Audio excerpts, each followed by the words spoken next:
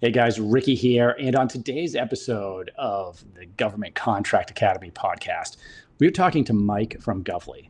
Now, if you've ever wondered how you can find out about the opportunities that don't come through SAM.gov, opportunities that are already set aside for GSA, for some of the big contract vehicles, then today is the episode for you because that's one of the things Mike is trying to solve with Govly. They have a very unique solution, which I haven't seen before. So he's walking me through what it is, how that can help small businesses. And I think you're really going to like today's episode. Now, if you want to learn more, you go to dodcontract.com. Our open enrollment is going to be coming up soon. So you're going to be able to enroll in the DoD Contract Academy. We also have a new special offering. So I've been kind of teasing this out here where we're going to work with a few companies one-on-one to ensure that you are successful selling to the government. Now, this is a much more in-depth opportunity. Typically, we're not offering. So be on the lookout for that. Go to dodcontract.com when you get a chance. And now, our episode with Mike at Govly.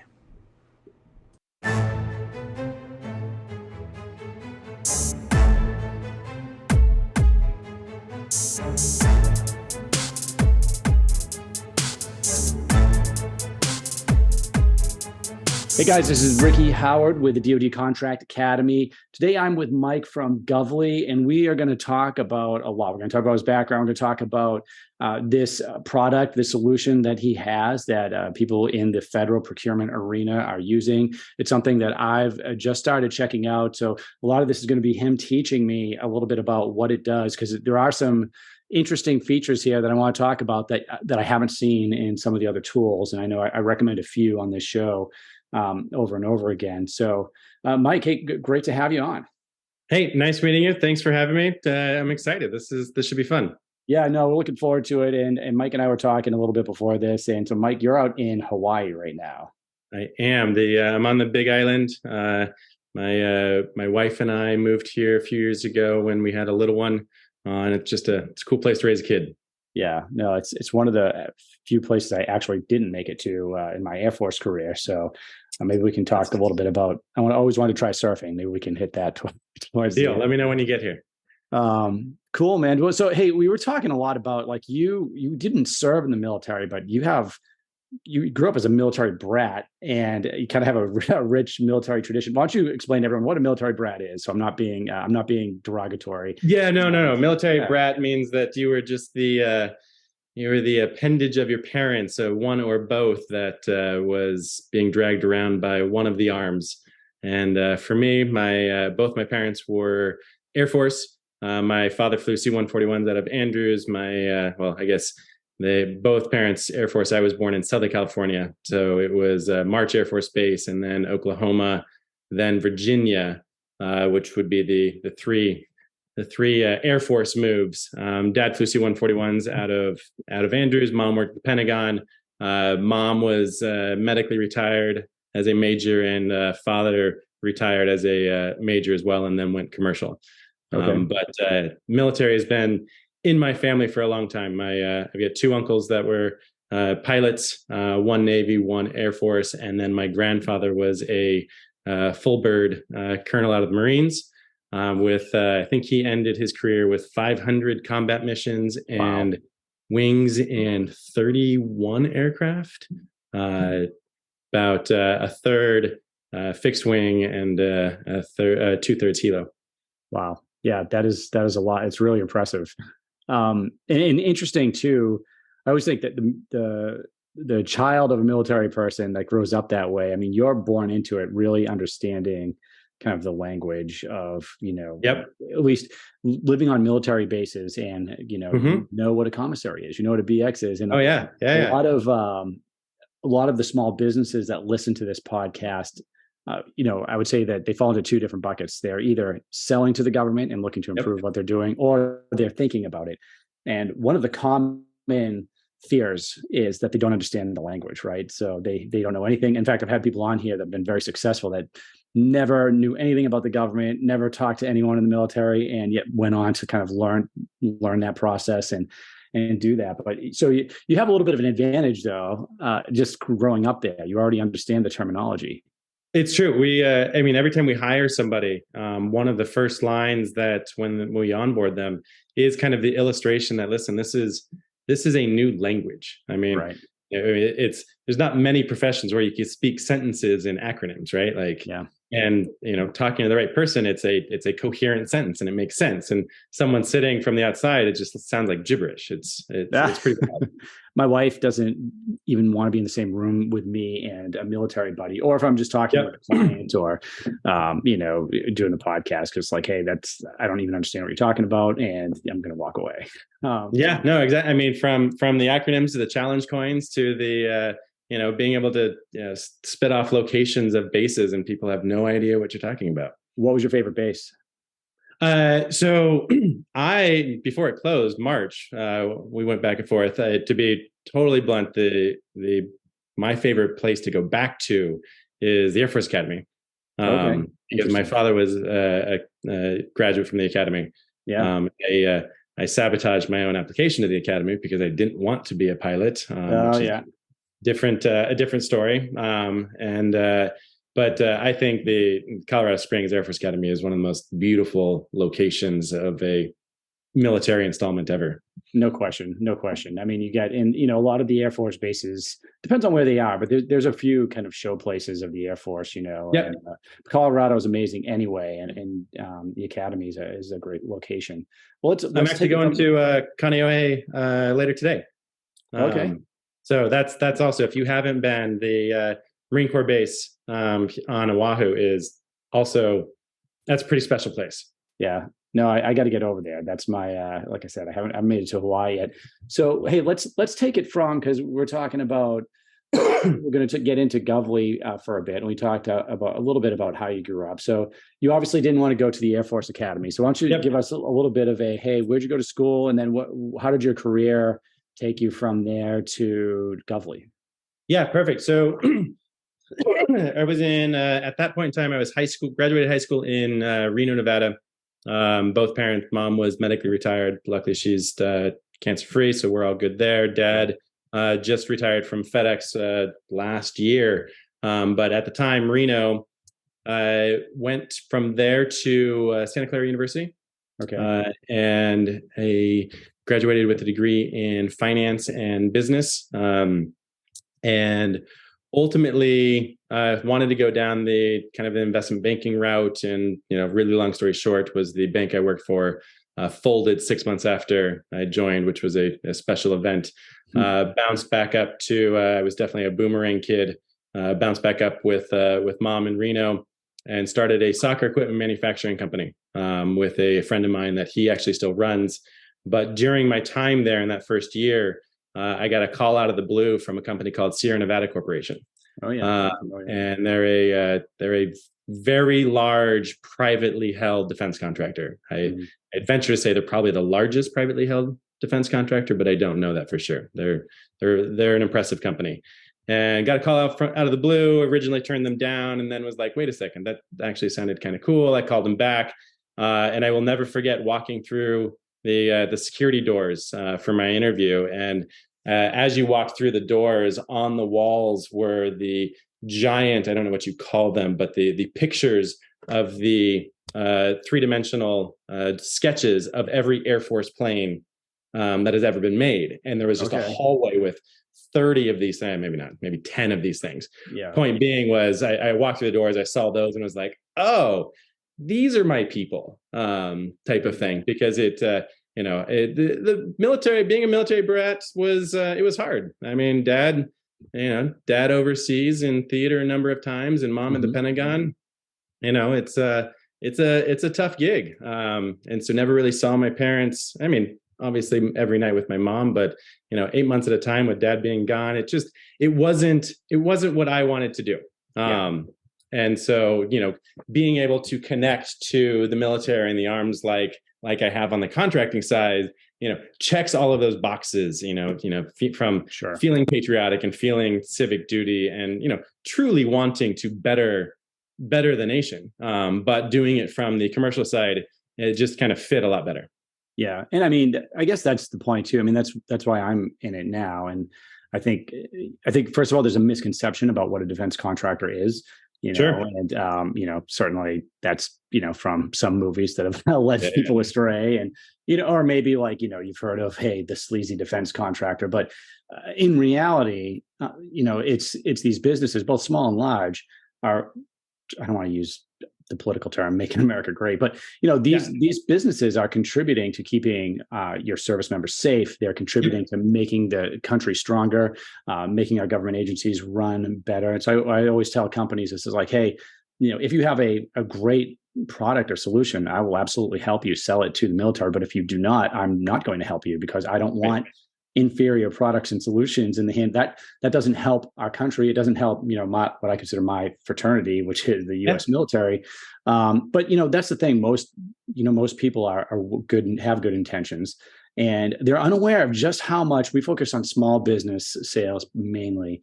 And most small businesses are unaware of the huge opportunity there is selling to the government. I mean, less than 1% of all small businesses in the U.S. are selling to the U.S. government. U.S. military and the government, they also don't realize, have to buy from small businesses. It's 23%. Typically they're exceeding 23% of their discretionary budget on a small business contract. So there's a lot of work out there. The numbers are increasing every year. Right. And of course, it can be complex if you don't have either a guide, you spend time learning the way the government makes purchases. So you're involved in that a little bit now. So talk me through working at Sierra Nevada, which is for those that don't know, it is one of the big defense contractors. Most people think of the Lockheeds and the BAEs and the Raytheons, but it's right up there with those guys, and have some great solutions. So you're working there. What are you doing that you can talk about, and kind of where did that lead you? Yeah, so ultimately, it was right place, right time. I got into the finance department, and the finance department that I kind of settled into was the program finance. So it was basically keeping a pulse on the numbers for the hundreds of government programs going on simultaneously. So Sierra Nevada was doing all sorts of anywhere from aircraft modification to land-based radios to satellite communications to Humvee modifications. I mean, it was all over the map. We had, at the time, there was 7 divisions. They have branched off into space. They spun out Sierra Space most recently. I mean, I haven't been with them in well over a decade, but they are still doing some really incredible stuff. And so what's funny is, thinking back to that time, I remember learning about contract vehicles. That's a new term, and it's basically it's an avenue or a means for the government to procure stuff, fill in the blank, from toilet paper to Star Wars stuff. Sure. And I remember learning then, and Sierra Nevada was a big user of sole source contracts, and kind of just learning the deep dive of how procurement exists. And I remember thinking, like, this is insanity. Like, to call it a beautifully broken system is I think accurate, because it's broken, that it's the way to sell to the government is so hard. From anywhere from the big guys using lobbyists to using, colors of money, to contract vehicles, to, contracting officers not having the right warrants or other vehicles, et cetera, et cetera. It was just nuts. And so I remember thinking then, like, there's gotta be a better system. Like, there's something here. And, fast forward 15 years, I'm not going to say I've come up with the magic bullet by any stretch of imagination, but I do think there are ways to make it more efficient. And so, getting back to the beautifully broken, in that it is beautiful. It is amazing how much money gets spent on an annual basis. Sure. And it works. It's just, there are, there's a lot of room for improvement. Yeah, no, you're absolutely right. I don't even get too much into colors of money on the podcast, because I don't want to throw people off, but sure. But contract vehicles we talk about a lot, and that does directly relate to Govly. So I guess, just for listeners, if you're just tuning in and we're talking about vehicles, and maybe you heard a little bit about, maybe past podcasts about how the government makes purchases. The government can't just make a purchase the way you or I would, right? We can't just go to, I could go to my buddy's dealership and buy a Jeep if I wanted to. In fact, I think I actually told this story on a podcast. Oh, nice. I can go buy this car that's probably not the most reliable, and I could buy it from whoever I want to, but the government can't do that. There are a lot of regulations that dictate how the government buys. Now, one of the things that the government can do, we can have open competitions, and that's like the sam.govs, right? Um, but the government has ways of restricting that and doing things faster. Like a full-blown competition could take 12 to 18 months or longer Easy. to put something on a contract, right? So when I was an acquisitions officer, I knew, for instance, that I did not have 18 months to put something on contract, right? So if I was in charge of cybersecurity services for, Yep. a section of the Air Force, I knew that anytime I needed a vulnerability assessment, I couldn't spend 12 to 18 months competing that out. So what we'd do is we'd create these things we'd call contract vehicles. It also is referred to as category management, depending on who you talk to. And basically, you get, I could put something out that looks like a solicitation. I might get 200 or 300 companies apply to be on my Ricky Howard cybersecurity contract. And then you have the competition, you whittle it down, and maybe 50 companies are on there, or 20. And now the competition's already taken place. You're on the vehicle. It doesn't mean you make any money. It just means that I, as the government, when I need something, I can go to these companies that I've already vetted. I don't have to have a competition. I might have a small one within the vehicle itself, but it's not going to be public. Or I might just put a delivery order on someone. That gives me flexibility as the military to be able to do something quickly, because the warfighter doesn't have time for everybody to, spend 20 months, making everything fair, right? The fair competition part already happened for the companies that are on a vehicle. Now, but what do you do if you're a company? Now, we have a lot of these vehicles out there. Some of them are huge, and you have competitions on them, and you don't. And GSA is another, I would say, falls into that category, but you don't always see the competition piece for these. The opportunities that are coming out just for these that are just on these vehicles. Sometimes you do.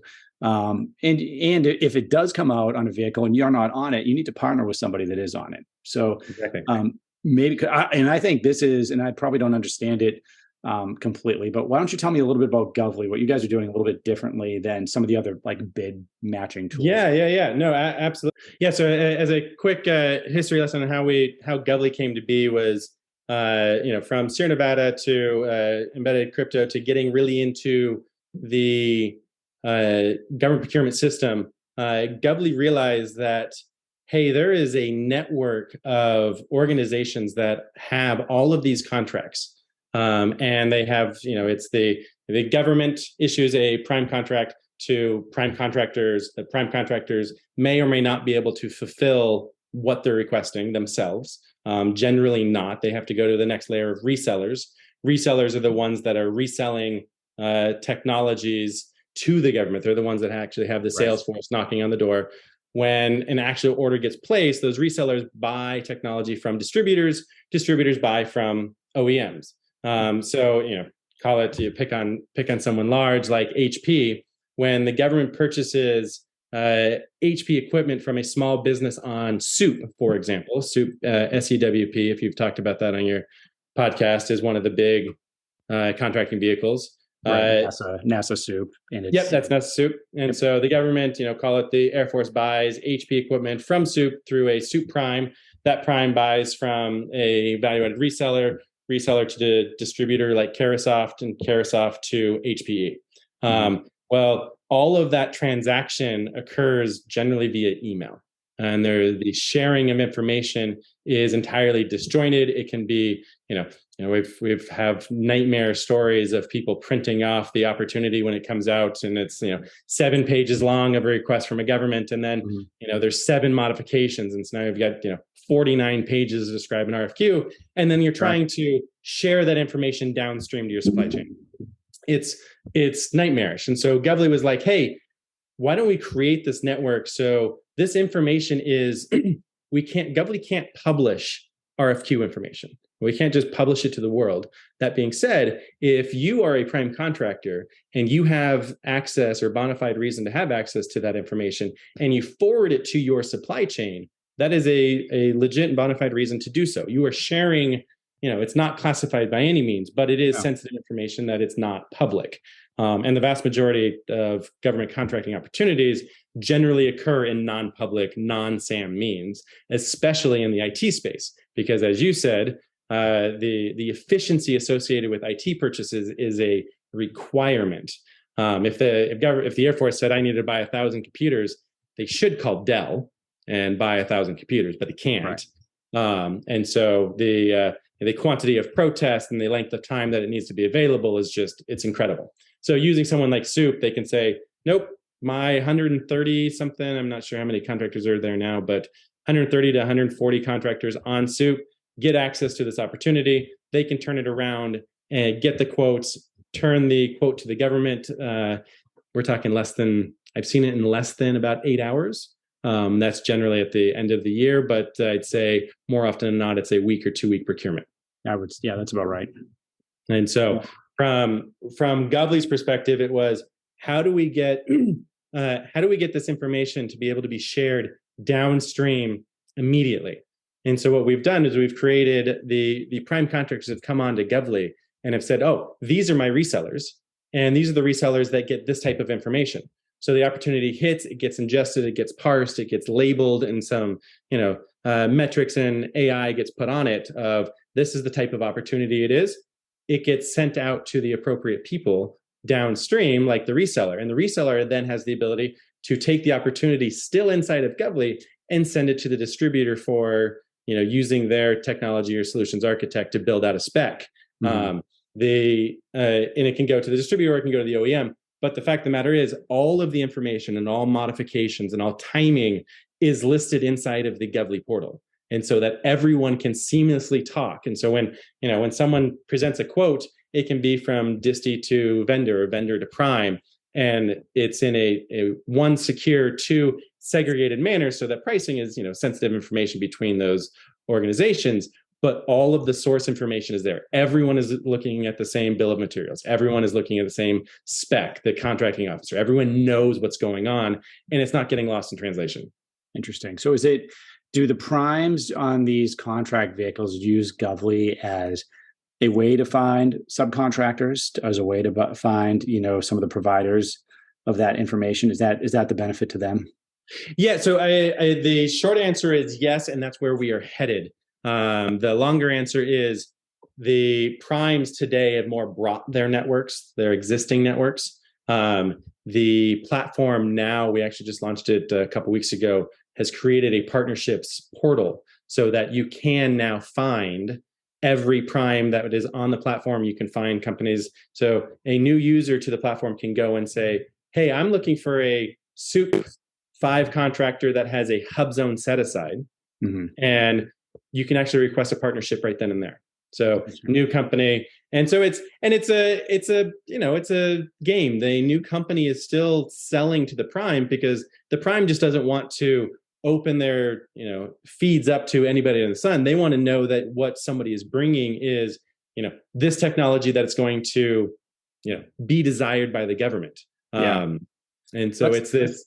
Yes, it's interesting. And I mean, just maybe for some people out there, just on some perspective, at least my perspective is, because I do a few things. I have a consulting business, and I have DoD Contract Academy, and I help small businesses sell to the government. Sometimes those kind of blend. But so if I'm actively business developing, so for instance, I'm on a list of with companies, right, that are primes, and they will send me emails whenever they have a need for something that's on their vehicle. And that's kind of what you're talking about, right? So that's kind of traditionally how they're going to do that. When you say it's by email, I get probably 5 to 10 emails every day from different people, like, hey, this is what's coming up. This is, if you're interested, submit your name, your company. They all do it a little bit differently. They want to know, what you bring. But, and typically, that's the way that they would do that. They would develop these lists of potential, they would vet them a little bit on their end, and then, try to bring those in. So this seems like a way to make it easy for them, and maybe easy for you if you are a small business that, has a product or a solution that could potentially fit with one of these companies on the vehicle.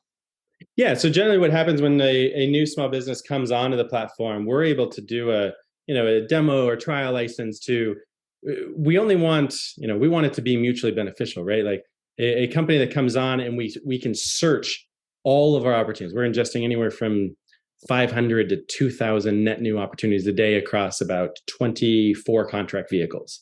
And so all of this information is being aggregated and stored. And so a new company comes on and says, hey, I sell blah. So right now we are focused almost exclusively on the IT sector. So anything that relates to IT goods and services. Okay. And if a new small business comes on and says, I sell, fill in the blank, we're going to search it live. Like this is not a smoke and mirrors game. Like we're going to hope and find opportunities that the new small business can bid hopefully immediately, because small business would generally be able to present a competitive bid to something that's being requested. So if it's a intrusion detection platform, like there's some big boys that are always going to be asked for, but if a small business comes on that is actually making some really cool stuff, this is an avenue for them to get in, and they don't have to set up their sam.gov profile or fill out all of the FAR requirements or et cetera, et cetera. Right. We can align them with a prime contractor, and they sell the prime sells the government if it's one. And so do you align them? So when they come in there, is that something that, when you say we align, do you mean that Govly, like the software, they can use the software to kind of align themselves, or do they actually speak with somebody that? No, we will do we call it white glove now. I mean, in theory, down the road will be fully automated, but for the time being, it's more. It's relationship based. I know every single prime on the platform, and there's the day that I come to a prime and say, hey, I've got this really cool technology I think you're going to be interested in. It's the let's have one quick conversation. Let's share the feeds, and then it's on the burden on the small business to find the opportunities that they think they can bid. And now the avenue and the connection is there. They could sell or bid a government contract in a matter of days, because if they find the opportunity, they're going to inside the platform say, hey, soup 1 2 3 4 5. I got this from you, prime contractor. I can bid this. Can we work together? And this communication is going to happen inside of Govly. Here's my quote. Then the prime contractor will say, great, I'm going to submit it. Okay, interesting. So did I hear you say this has been up for only a couple of weeks now? Is that correct? The partnership aspect. So Govly in itself being able to ingest has been up for a couple of years, working with primes, large and small, and their supply chain all the way down. So we've got primes, VARs, distributors, and OEMs all on the platform today. The being able to sign in, there's a new banner or a new navigation link that says partnerships. And that partnerships, one of the first thing you're going to see is, and I have it up right now. That's why I'm. Oh yeah, no, please. There's going to be a find partners. And so if you are, in a perfect world, you small business have, maybe gotten some level of interest from some government agency, and the government agency is like, hey, I'd really like to buy your stuff, or I'd like to buy through you X, Y, and Z. What contract vehicles do you have? And then the appropriate response from small business would be, well, what contract vehicles do you prefer buying off of? And they're going to spit off one of many, or give you a couple. And you take those names, you come to this partnership aspect and say, hey, I need to find a CIO contract holder or a FS2 or a SOUP and that's where it turns into a little bit of art. And this is more of an experience thing over time.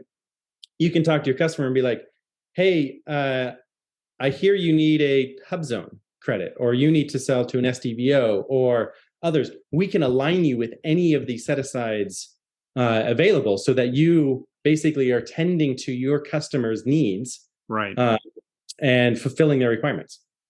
Interesting.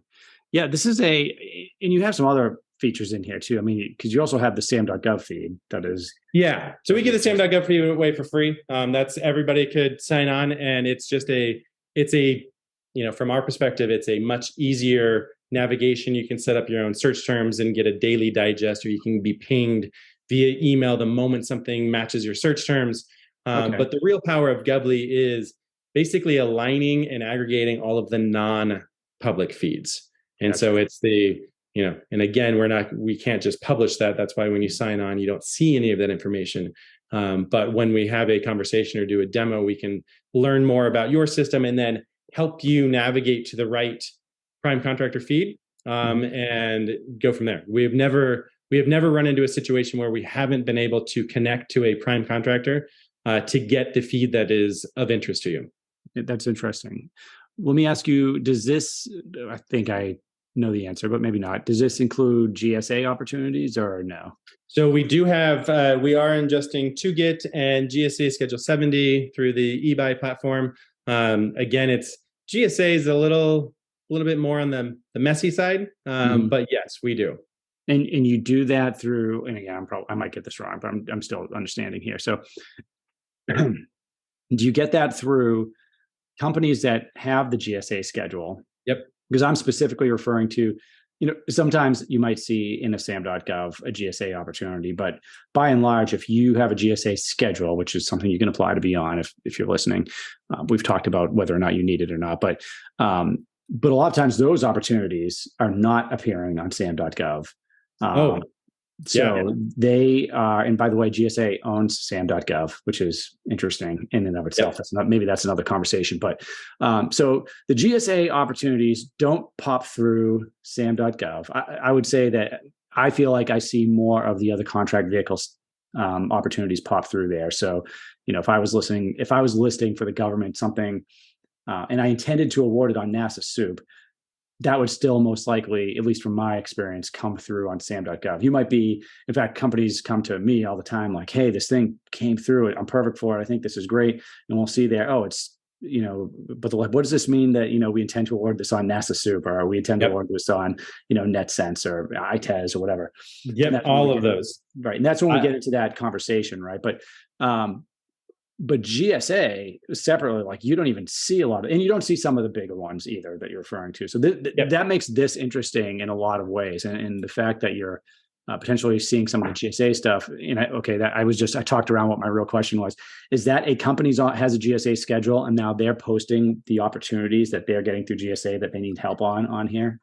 Yeah, basically, yes. I mean, so ultimately, they're not doing any of the posting. What they're doing is a GSA prime contractor has come to Govly and is using Govly for their internal systems for their sales team being able to find the opportunities their sales team is looking for. So when, if they have a GSA schedule and they're getting, 100 net new opportunities a day and they have 5 salespeople, well, those 5 salespeople are generally broken up either by agency or by technology type or who knows.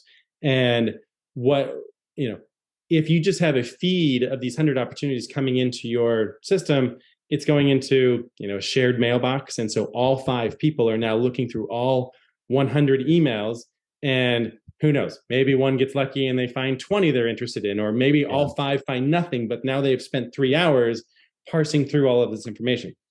And that's where Govly comes in and is like, no, don't go look at the shared mailbox. Like, let Govly sit on top. Let it be this data layer that is going to get to the information. And it's, the start of, once you're onboarded on Govly, it is a bit of an art. And we can help you through that art of setting up the platform so that it's working well for you and your team. And so, all 5 salespeople no longer look at the 100 emails. They only get notified of the emails of the opportunities that meet their requirements. So now they're only focused on those opportunities. And when a GSA prime contractor has a sub that say the prime contractor has 5 people going after, cybersecurity, but they've got a really good sub, or they have an interest in going after storage. Mm-hmm. They can basically connect their Govly instances so that the subcontractor will get notified of storage opportunities. Okay. And so that's how the sharing of information, and all we're doing is making it, putting some structure, automation, and some polish on what's already occurring. So we're not, we're not breaking any rules and sharing this information, because the information is going to be shared anyway. We're just making it efficient for the entire supply chain to use it. Well, and I mean, one of the basic premises of the federal acquisitions regulations is fairness in government purchasing, right? So it's not playing I have a secret. And, a lot of people feel like a lot of people, I should say, that haven't cracked the code yet feel like there's something shady going on when they see it looks like a contract was written for a certain company, or they realize, Yep. oh, well, I couldn't even bid on that. It's nothing shady's going on. You just don't understand that there's a whole process before a solicitation ever comes out, whether it's where the government is determining how they're going to purchase something. Yep. One of those things is we determine a contract vehicle, and I help companies actually shape that before they even get to, hey, Yeah. put this on NASA Soup.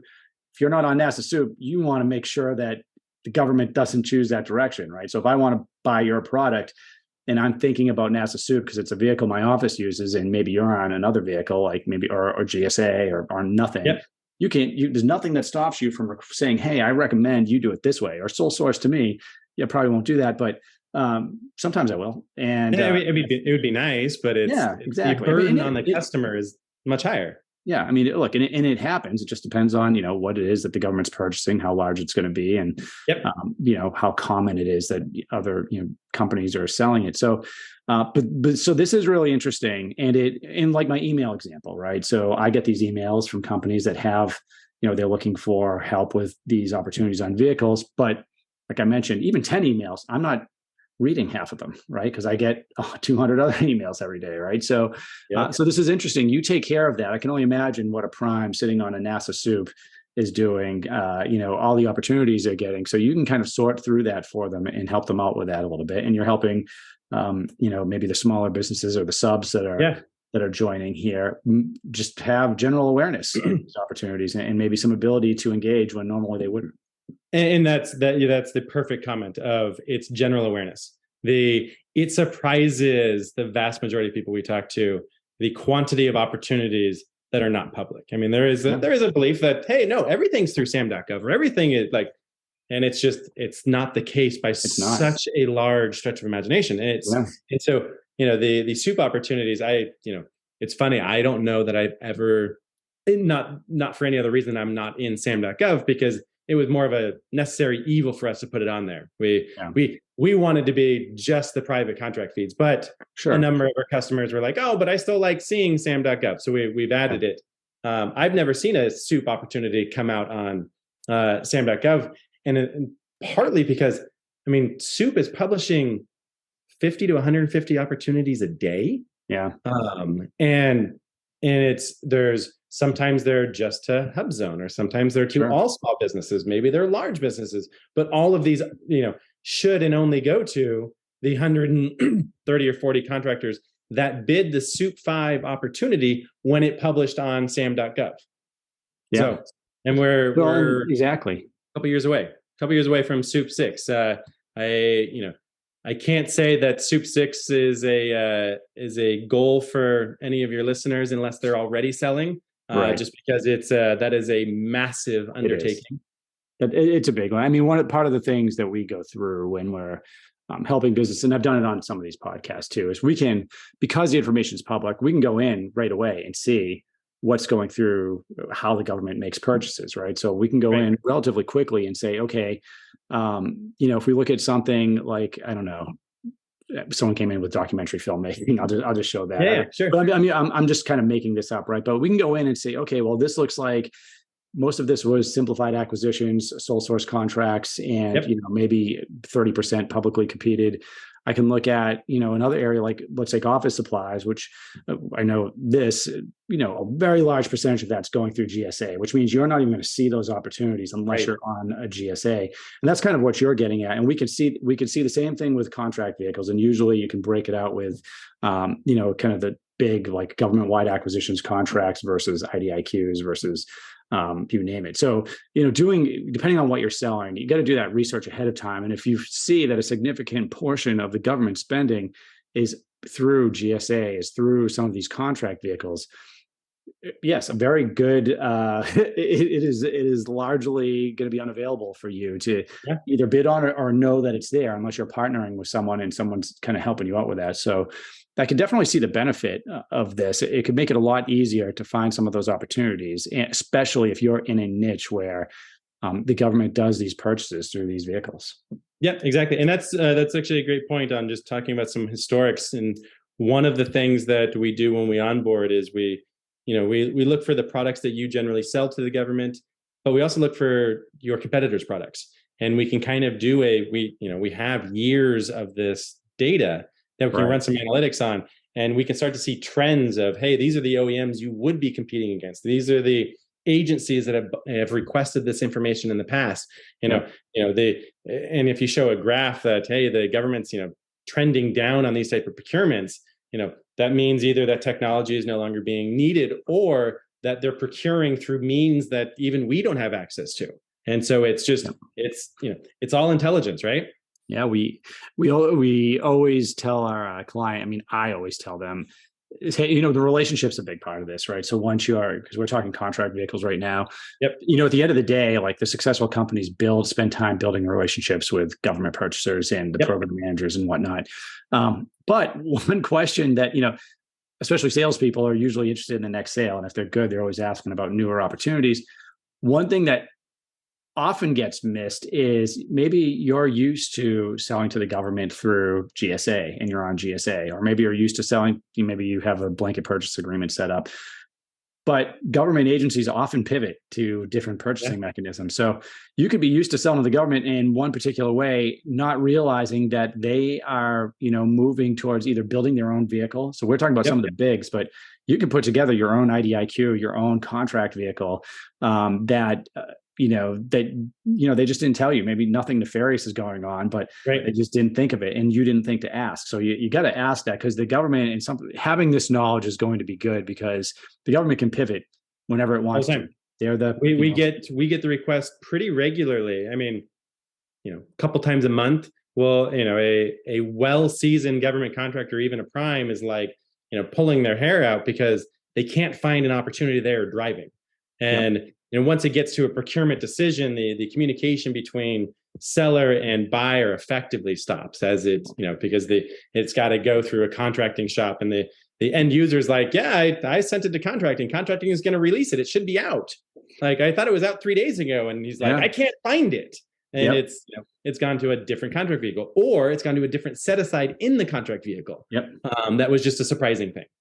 Yeah. And I mean, if you don't have that relationship, if it's a shop you're working with, you can email the PM or the contracting officer and hope it's not a strategy, but, try to get a response there. But who do you go to if you can't find what you think is coming out? So very interesting. Very interesting. Let me ask you this. How do you own the system? Did you put it together? How did it come to be, just kind of the building of this and the ownership of it right now? Yeah, no, absolutely. So we, my business partner and I stood up a government contractor that was basically designed to network primes, because we realized that we didn't have to own the contract vehicle.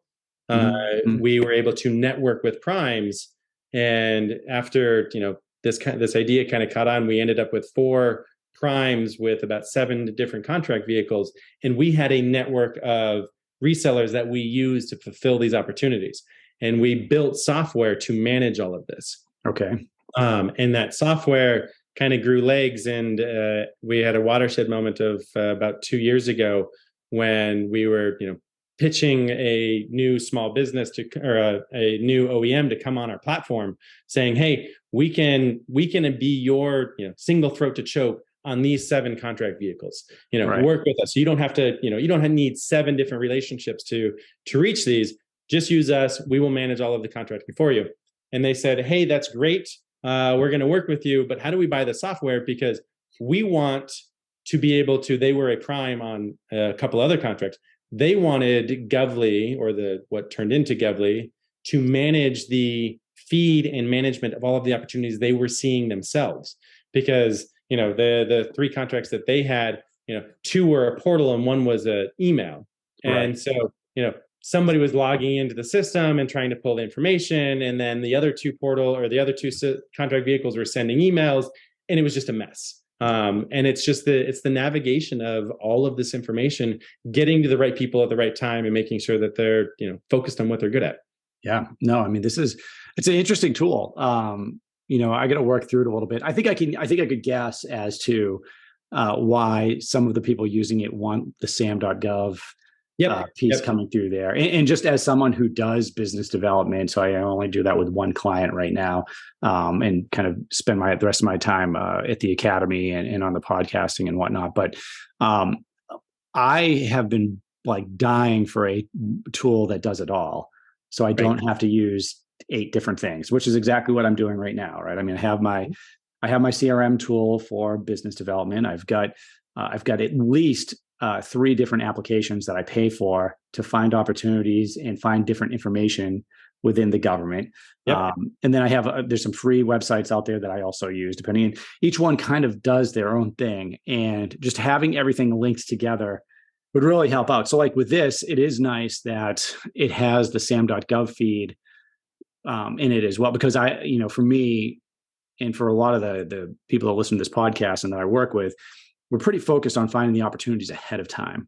Sure. And so knowing that, and I'm just kind of thinking out loud of how I would use this, is knowing, for instance, that I could find an RFI on sam.gov and I would put these out as an acquisitions guy, which is often just the acquisition shop trying to figure it out. There you'll often see, hey, we're thinking of using a contract vehicle. You pick the contract vehicle. Exactly. Or maybe it doesn't say anything about that, but you can suggest one, right? So, maybe having a place you could go where, so now I can see the opportunity, that, I don't know, let's say you mow lawns. This is probably a bad example, right? Because I'm guessing if someone had a landscaping company, would this be a tool they could use, or is this just focused on IT and cyber right now? So right now on the free side, looking at sam.gov, the landscaping organizations can use Govly to search sam.gov and get the notifications. It would not be something that I would recommend for them to use on the paid side, because the paid side is basically just the vehicles. It's all of the vehicles that you likely don't have access to, and what additional power of the tool is the analytics, the backward looking RFQs, as well as being able to share the information. You can actually, once you find an opportunity and you're like, hey, this might be good for my partner or my supply chain, they can share that information downstream or side stream type of thing. Right. And so that's the value of the paid subscription. Right. And not a lot of those vehicles focus on landscaping services. So right. Well, that's a good distinction because there are a lot of people that are in the trades listening to this. Yeah, totally.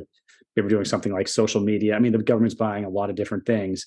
But maybe if you're doing something more along the lines of setting up 5G networks for different cyber related efforts, or there's a lot of things that you can do with a 5G network actually. But this might be a place where you could find opportunities in RFIs. Maybe you could start seeing things ahead of time, which is what I always recommend. Yep. And you could see that the government is probably leaning towards one vehicle or another, or maybe they'll in that process tell you that, hey, we like what you have, but we're probably leaning towards, we've been talking about NASA Soup.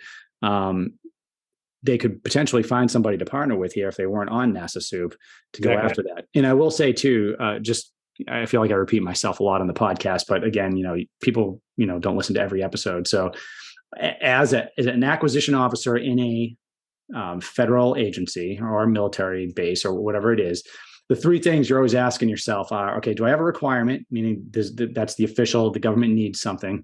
Do I have the money? And it doesn't always come from the same place. Do I have the funding? And a lot of companies think, oh, they have the money, they have the requirement, they can put me on contract. But the next thing that they're always going to ask themselves is, how am I going to put this company on contract? Because it's not that simple. And if I have a vehicle to put them on contract, it's like a gift from God. If I have a vehicle in the company I want to hire or on that vehicle that I control, then that's a beautiful thing, because that's a very fast transaction for the government. But that doesn't always work out. There's a lot of times where there's a company that does something great, like 5G is probably a good example because it's kind of up and coming. You might be great at setting up 5G networks. There's been a couple SIBRs in the past year where these companies have really excelled at setting up that type of technology. I might want to hire this particular company, and I have access to a NASA Soup, but they're not on it. So now, hey, can they possibly partner with somebody on that contract so I can get to them? Exactly. That's a very common thing. That is a very common thing, and that is the partnership's power inside of Govly, is being able to, it's got to be a nightmare, right? You finally made this, effective sale to a contracting officer, to an agent, and they're like, hey, yeah, I can put it on soup. And you're like, soup what? Like, yeah. So now you can, and better yet, to all of your listeners, if you're in the IT space, the answer to a contracting officer when they say, do you have fill in the blank? And as long as it's a agency IDIQ or a GWAC, the answer should be, hey, I am not a prime contractor, but I have access. And because, that's where Govly can help you. Give me a call and I will find that prime contractor, because if there's not going to be a prime contractor going to turn you down for driving a business, and they just need to push the paper. That's exactly right. Bear in mind, I'd say the range in fee for a prime contractor to do that ranges from, call it 1 to 5%, depending on the lift. Yeah. And so that's just 1 to 5% on the top line. Yeah, no, I think that's a good place to cut it, because I think that very succinctly tells our listeners what the value is. I would say, you're trying to sell to the government. You recognize you're in an industry, especially within IT, that uses a lot of these type of vehicles, and there's a lot of things you're not seeing. This is a great tool to use to gain some insight, make some of those connections, maybe level up. I still got to play with it. So just full disclosure, I haven't used this past playing with it, for an hour or so, but I think it's worth checking out, and you can get in here for free. I've done that. And then, I think that Mike, you have something here that is unique and needed. And I'm glad that you're serving the businesses that are selling to this country here. And so, hey, in the closing steps here, why don't you tell people, what your closing thoughts are, and maybe how they can either contact you or get to Govly. What do you want to say? Yeah. So ultimately, we designed Govly to make it easier for the entire supply chain to get goods and services to the government faster and more efficient. And the amount of information out there that is obfuscated or hidden, or feeling of secret, we are trying to unveil in a very secure, but in a manner so that the small and medium businesses out there have a better chance to see the opportunities that actually exist to sell to the government. I would recommend, sign up for the free platform for sam.gov, and that's what you're able to search on the free side.